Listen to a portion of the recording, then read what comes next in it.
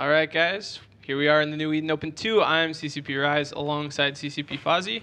This is our 5th match of the first day, and it's between the Ditanian fleet and DyslExodus.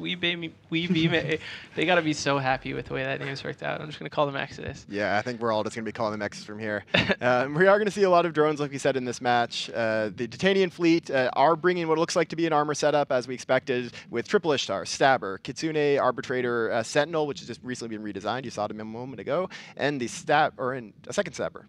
Right, yes. Yeah. And then Exodus has brought triple Dominixes with a Hyena, Carry, Stiletto, and 2 Inquisitors. We've got the a very, very similar setup to the Weehurt. Perhaps they watched the Weehurt guys and just copied their scrambled setup. around and grabbed the same setup. Yeah, but things are underway now. Both teams warped to max range on the beacon, which is probably something we'll see for most of the tournament. It's usually the smart thing to do. Yeah. You see the Stabbers here not headed anywhere near that Exodus team for now.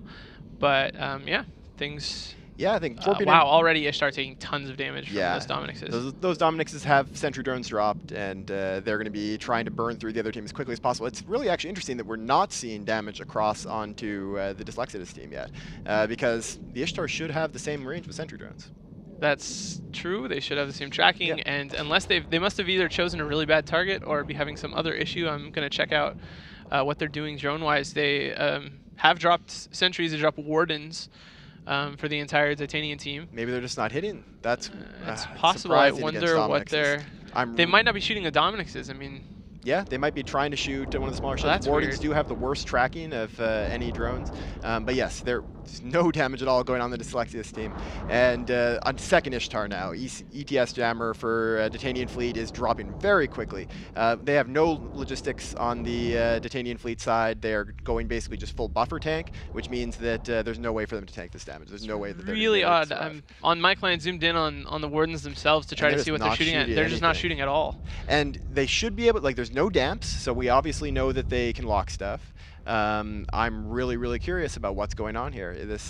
Yeah, we can see the EOR effects. I mean, you can see that the Stiletto has a jammer at least attempted on it, but that's the only. Yeah.